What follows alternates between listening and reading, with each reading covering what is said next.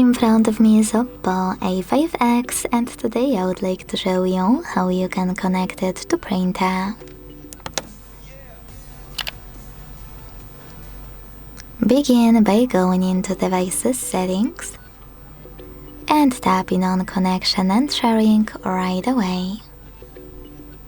Then select Print. Click on Default Print Service or any other service you have and wish to use, and tap on this switcher to activate it. Your device is now looking for a printer, and when it finds one, it will connect to it. If you still can't connect though, you can tap on this plus at the top right corner.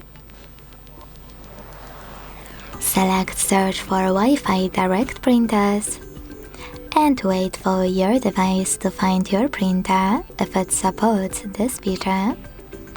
Or go back and hit Search by IP address to import it here and tap on Add.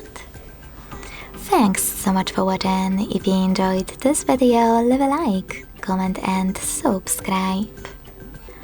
Bye!